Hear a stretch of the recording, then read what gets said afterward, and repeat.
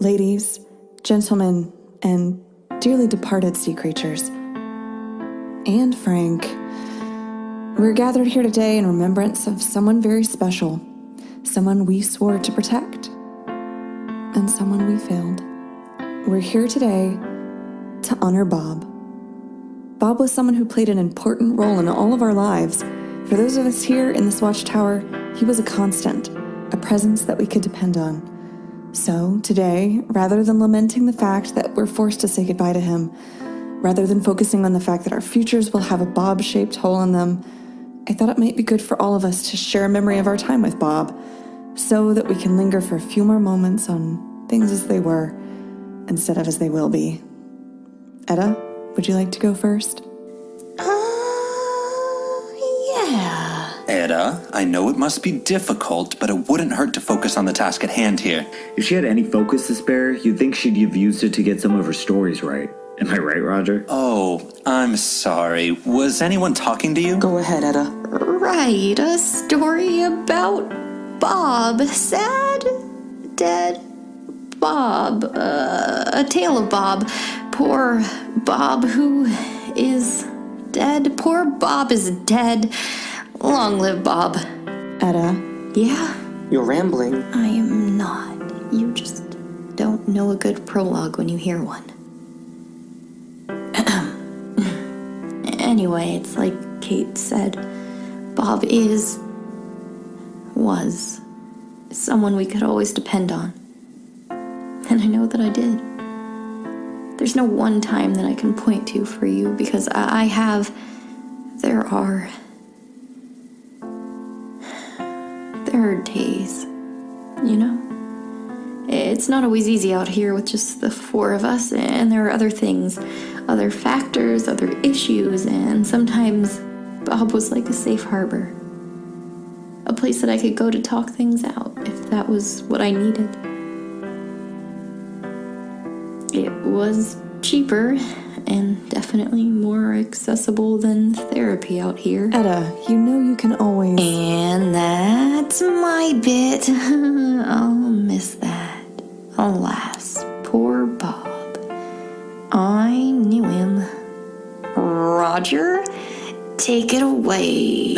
Just like you said, Bob was an escape sometimes. Oh yeah, when the balconies and the rain were all taken. Bye-bye, Bob. I'm gonna miss you. So... Okay. Helpful. Birdie? Me? Did you change your name without bothering to inform anyone? No, I definitely not. I would never do anything like that. Would never keep you in the dark. It's bad to be in the dark with flowers. They need the sunlight. They can't bloom without it. And then you need the dark because you need the sun, and the sun because the dark and the flower. I'm sorry, what was the question? He's overcome. The grief is too much. Come here. There, Bertrand. Just, let it all out. It's okay to cry. Thank you. Psst. Etta, what's wrong with his face? Excuse me? No. I just meant he's acting, weird. I mean, I'm not wrong. Am I, Raj? Oh, you are definitely wrong, Frank, but, that's not new for you, is it? Just because you don't bother to fact check. Just because I use a source that doesn't necessarily correspond to whatever you heard does not make it wrong. Frank. Birdie's just suffered a loss. We have all suffered a loss. I didn't think it was going to be too much to ask of you to show a little respect for the dead. But what do I know? What's wrong with his face? Look in the mirror, Frank. Try to find a trace of humanity. And when you see what I'm looking at, when you see an utter void of compassion, maybe try asking what's wrong with your face. And then ask yourself what could have gone differently today. What might you have done to honor Bob instead of spitting in the face of his memory? I didn't... If there's anything I can do... Think about it, Frank. There's something you're in a unique position to offer us. What do you think that is? A new monster? Closure. Oh. Because I could probably get you a new monster. Bob was murdered, Frank. And as it is, we may never know what happened. Hey, come on. Look, I was telling the truth. I don't know anything. but if knowing will help, I'll ask. You will? Yeah, I don't pay too much attention to the lists, but I have buddies who do. If I could just steal your broadcast room for 5 minutes. Let's not get carried away here. You know what, Frank? I think maybe that's just what we need. But for now, I think we're done here. Rest in peace, Bob.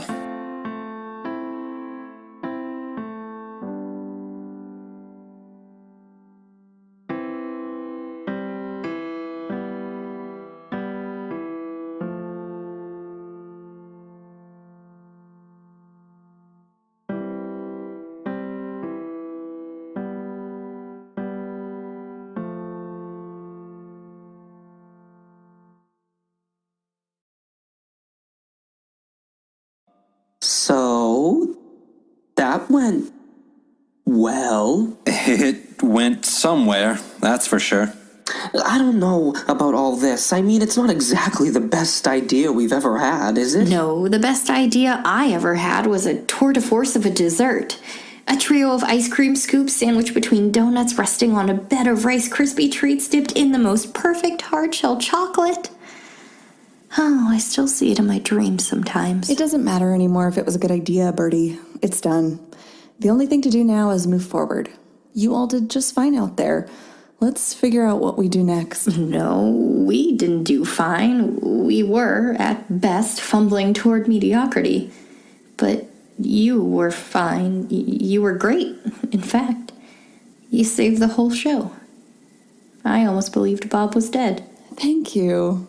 I'm not sure that was a compliment. Of course it was a compliment, and Katie, you accepted. Bertie, leave it. So, what's next? Bob's been quiet this long, but we've gotten lucky so far. Not even Frank is oblivious enough to miss it if he speaks up. Distract and obfuscate. I want Frank preoccupied until he's spoken to his little hunt club friends.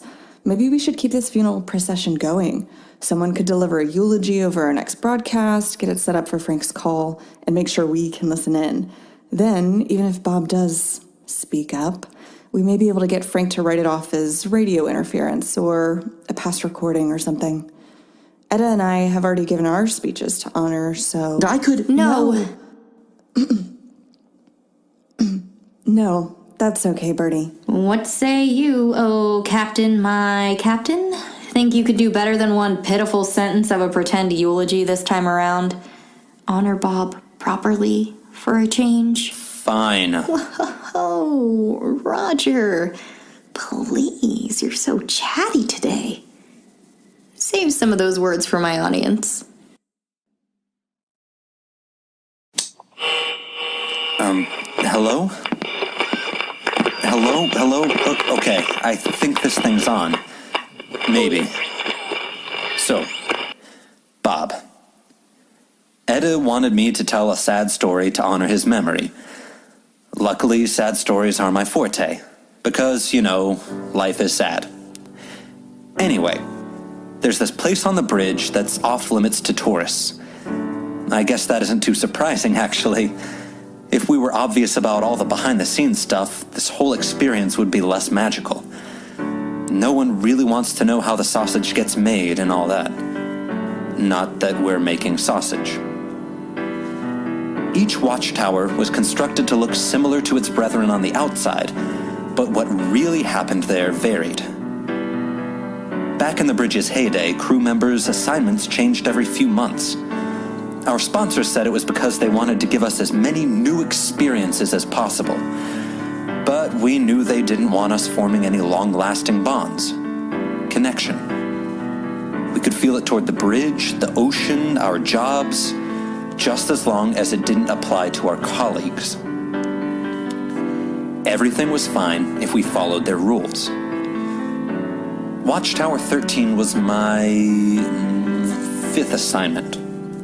The days had already started to blend together, and I'd done a pretty good job of ignoring everyone I lived with. Some of my colleagues weren't that lucky. Let's say you knew about a budding romance between two coworkers. To you, it looks like something out of a film noir. You know, those old movies with a grizzled detective and a femme fatale? Well, okay. It wasn't that extreme, but it was very clear, at least to me, that one side of that relationship wasn't in it for the best reasons. Everyone has their own agendas, after all. Well, one night there was a really bad storm. We didn't have any warning. It's like the thing just appeared out of nowhere.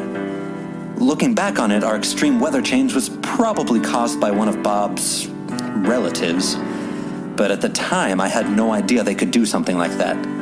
So, there I am, running around trying to make sure all our ships, research equipment, and a few other things are either inside the Watchtower or secured to it. The wind is, well, it's not really blowing. Charging might be a little more right. One particularly strong gust hit me so hard that I fell over into a boat. On a normal day, when the waves weren't actively trying to capsize our equipment, I would have sat there for a while.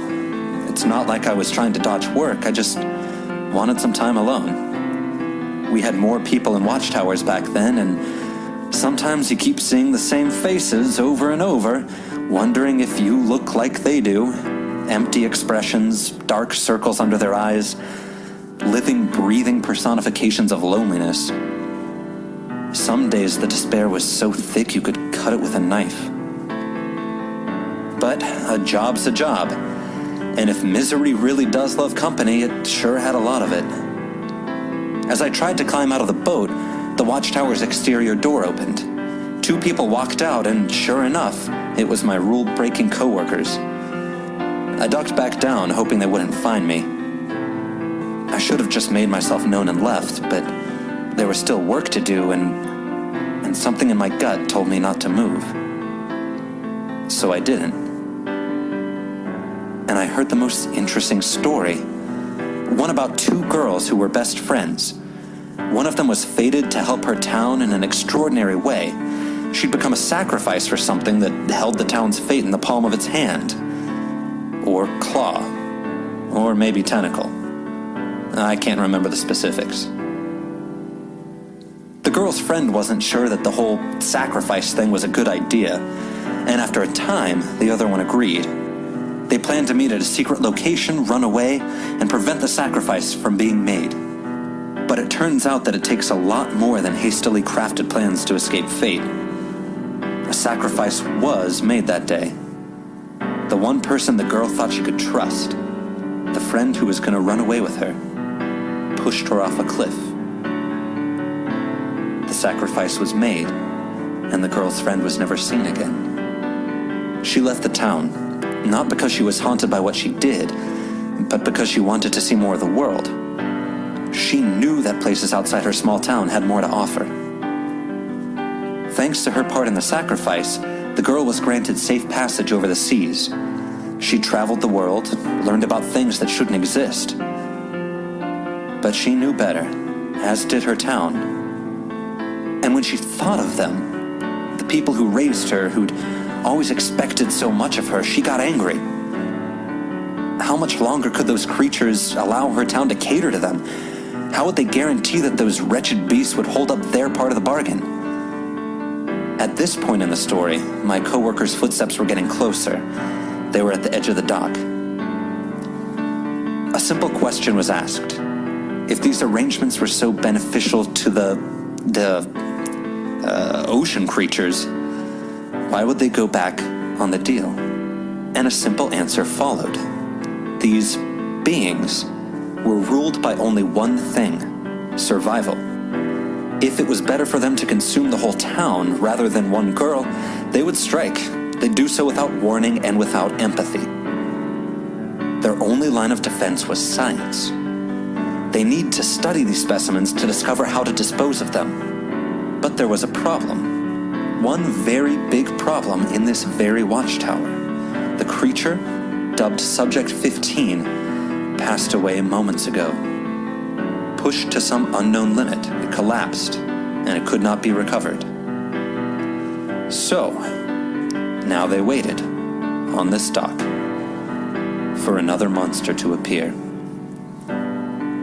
And one of them had the perfect bait. I didn't see what happened next, but I heard it. One of them, the one who wasn't telling the story, asked what the bait was. There was silence for a few moments, and then the storyteller sighed. "I was hoping you'd catch on a little quicker," she replied. "I hate to waste these last few moments explaining every little thing to you." "Last moments?" the other one asked. Just then, a guttural roar seemed to come from the ocean itself. Subject 15's death was a trap. I think bait is such an ugly word, don't you? I'd feel much better if you thought of yourself as my insurance. The waves churned as something breached the water's surface. The man screamed, and he tried to run back to the Watchtower, but it was too late. I could have helped him. I should have helped him. But instead, I just sat there, listening to him die. After a few more minutes, the storyteller slowly clapped her hands. Her footsteps faded away, and I heard the Watchtower door close, and pulled myself out of the boat. Any signs of a storm had faded away. I was out there for nothing. When I got back inside, the storyteller was crying. Her companion had been swept out to sea.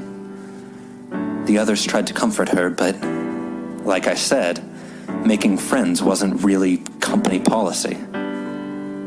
I went back to my room, ready to take a nap and put the whole thing behind me. But before I could, I noticed a small note on my bed. There wasn't a name attached, but I knew who it was from.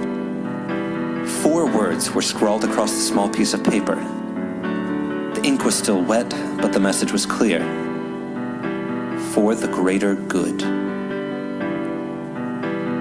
I asked for a transfer the next day, and never saw Watchtower 13 again. I don't know what happened to the storyteller. Rumor is that she quit a few years after that, but I've never cared enough to chase any of those leads. It makes me wonder, though, what is the greater good actually worth? Throwing someone into... Oh, sorry. I didn't know anyone was in here. Well, someone was. Do you mind? Sorry, Raj. Time and a place. Yeah, I could use some help with the chocolate fountain? What? You know, for the after party. An after party? For a funeral? It's what Bob would have wanted. That makes sense. I think. So, do you want to be in the room when I make the call? No need. You can tell us all about it when you're done. Come on, people. Let's give him some room.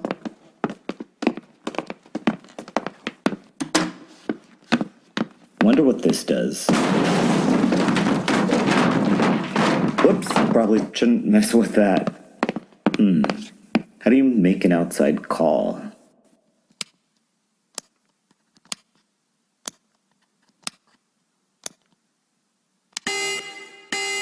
There has been an unexpected code entered. There has been an unexpected code entered. Have you forgotten your password? No, I never forget my password. You have 9 attempts remaining before system lock. Okay, that's fine. 9's plenty. All right, Frank, you got this.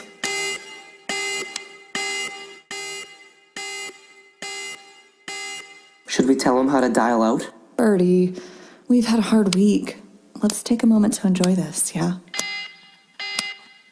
You have 2 attempts remaining before system lock. Come on, it has to be at his birthday. It's always the birthday. How does he know your birthday? I asked him for a gift one year. What? To stop calling me. You have 1 attempt remaining before system lock. Let's just get on with this. I'm remotely inputting the code. Access granted.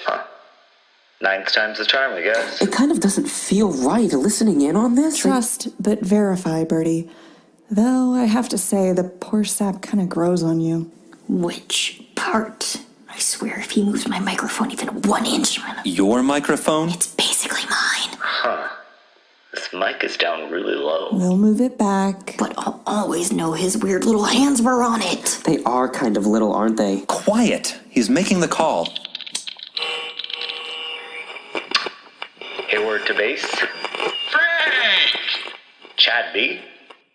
Chad B? They have multiple Chads. What if they're all Chads? What gives, man? You haven't checked in all week. We started to think you were someone's appetizer. Huh, come on. You know I'd be the entree. So, Ocean View, huh? Run into any trouble? Nothing I couldn't handle. Hey, Chad B? I actually wasn't calling just to check in. You sound nervous. You didn't accidentally hit Steve's territory again, did you? Don't remind me. No, you've taken jobs off the list a couple times, right? You know, the dangerous specimen list? I'm surprised, Frank. I thought you weren't interested. The guy's gotta eat, that's all. Don't I know it? Yeah, I've taken off a few names. What do you want to know? The Watchtower jobs. How many were posted last time? Aw, Frank. Was all that about Watchtower jurisdiction just talk? It wasn't. Were they on the list or not? Sure. They always are. Thing is, though, they only tell you where you're going if you take the job. Plausible deniability and all that, right? Yeah, sure. You know, Frank, it might be easier just to show you. You mean? Oh boy. What do you mean, oh boy? I probably should have prepped him for this. Let's just say yesterday's list had a pretty big ticket hit. No details up front as usual, but they're calling for as many people as they can get, so you know it's a good one. What do you say? You've always loved a challenge. Oh. Exactly. Well, we've gone completely off script. And you expected anything less? Well, we could have a spy on the inside. That's good.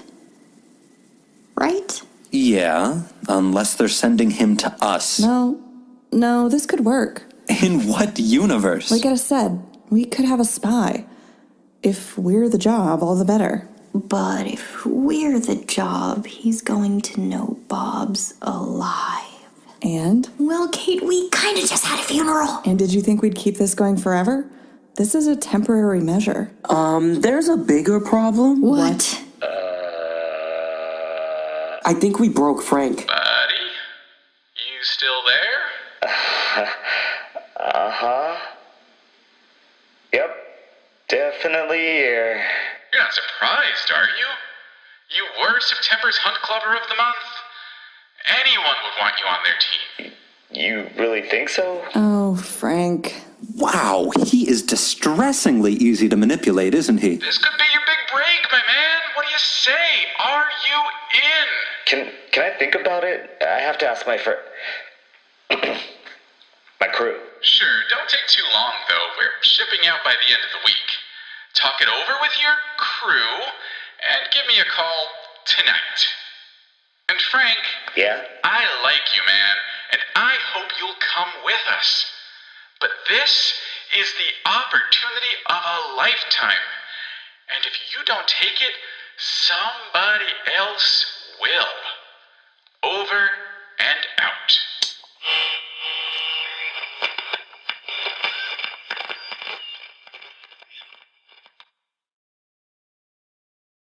You should take the job. I should? He should. What? Ow! Etta, why are you pinching me? Pinching you? No, Bertrand. You're mistaken. Just like you're mistaken to think that Frank should overlook an opportunity like this. No, you definitely pinched me. Do you see the red mark right there? Ow! Will you stop? Oh. You have to take this job, Frank. Really? I kind of thought you guys would be mad. Mad at you?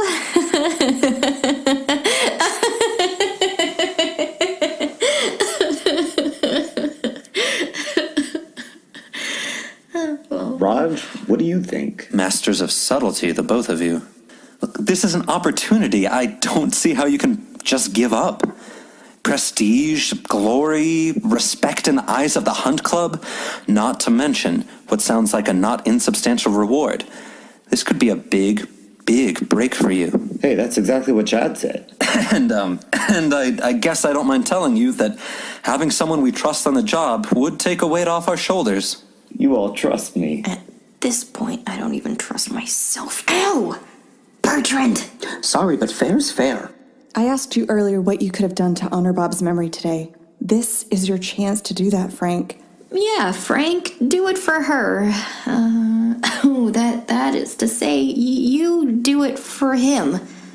For Bob. You're sure about this? Frank, the best way to keep Bob's memory alive is to do our best to protect his brethren.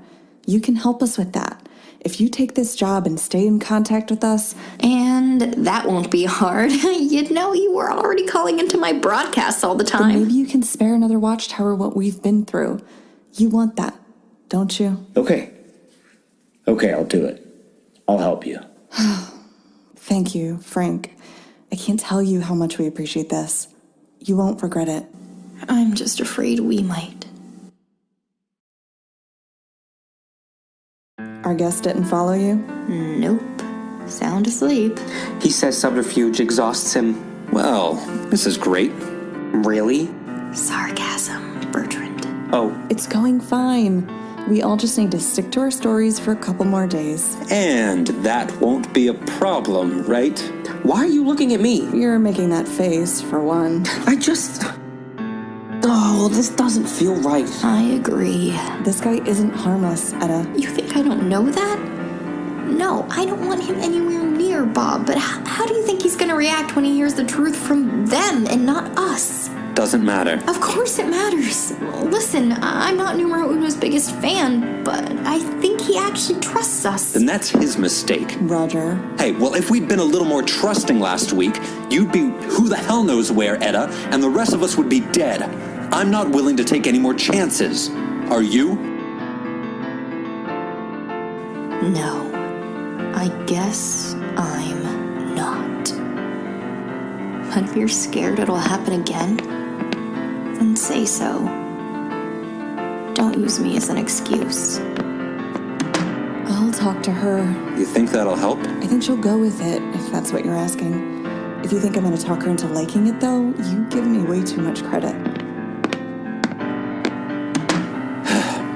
What? Got something to say? I understand what you're saying. But I understand what Ed is saying, too. You realize that's not helpful. Yeah, I get that a lot. You know, for all we know, this guy might be using us right back. Sure. And if he's not? Then we use that. For the greater good? Yeah. If you like.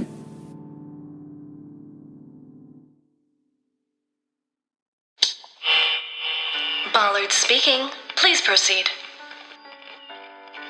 Do you ever worry that we're growing apart, Ballard? Ma'am? We never talk lately, you know? It's like I don't know anything about your life anymore. Ma'am, is this really what you want to... Like, you had that... sister? No. Cousin. What was her name again? Ma'am, this line isn't secure. Please forgive me, I didn't mean to. Right as usual, Ballard. Okay, all right. You have me there. To business, then? Our friends to the north have updated their wish list. Or sweetened the pot, I suppose. For the creature. For the creature alone, certainly. For the creature and the girl, though, the price tag gets rather irresistible. You realize this moves up our timeline drastically. It's nothing you need to worry about, ma'am. Ballard, you know how I value your unflappable spirit, but those poachers have a day's head start. I do find myself the tiniest bit concerned. With respect, they don't. We're already in place. Really now? Well, to be clear, we never left. My. Then it sounds like that will be all. Yes, ma'am. You've done good work, Ballard. You always do. I'll let you get back to it. End transmission.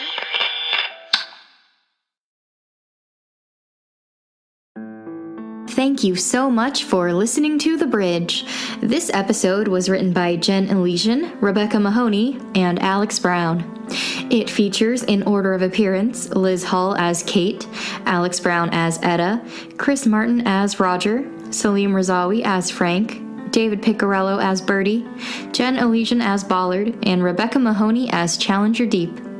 Tonight's special guests include Alex Najibi as The Alarm and Alexander Danner from Greater Boston as Chad. If you haven't started to listen to Greater Boston yet, what are you waiting for? Listen to them today. We're so lucky to work with the best composers to ever exist. The beautiful music featured in this episode was composed by the person who gives the best pep talks ever, Sarah Fairchild. Our iconic theme song was composed by the equally iconic Jake Hull. This episode was edited and mixed by Alex Brown. Want to help Roger give Bob a proper eulogy for a change? Check out our website at thebridgepod.com and send us a comment through that little mail icon. You know the one. If you'd like to read tonight's script or any others, you can also find them there. If you'd also like to send your own eulogy, you can email us at watchtower10reports@gmail.com and help a beleaguered Watchtower supervisor out. You can find us on Twitter at bridge_podcast and on Facebook and Tumblr. Feel free to add us and chat. We don't bite. Well, Bob might. Please rate and review us on iTunes. Doing so helps ensure that our story can reach more listeners. As long as they're not like Frank or Chad, we should be fine. Thank you once again for listening to The Bridge. Rebecca and I have both had terribly busy summers and beginnings of falls, but we're hoping to get a few mini episodes out while we work on the rest of this season. We appreciate your patience and will update you once we have a better idea of our timeline. We have a few outtakes for you, including one that I'll intro when we get to it. It'll make sense in the moment, I promise. My voice is cracking now. Oh, cracking. That's a good one for out in the ocean. Nope. I forgot the word if. The word if matters sometimes. 2 little letters, so much importance. Hello again. I found a mystery sound when I was editing this episode, and I was hoping someone out there might have an explanation of what it was. I think it's an animal, but I'm not really sure which one. So in the audio, you'll hear me say, I think it was the third one. Then the sound happens, and then you hear a bus's brakes squeaking right after it. I'll play it a couple times so you can hear it, but if you have any ideas as to what it is, please let us know. Thanks, bye. It was like the third one.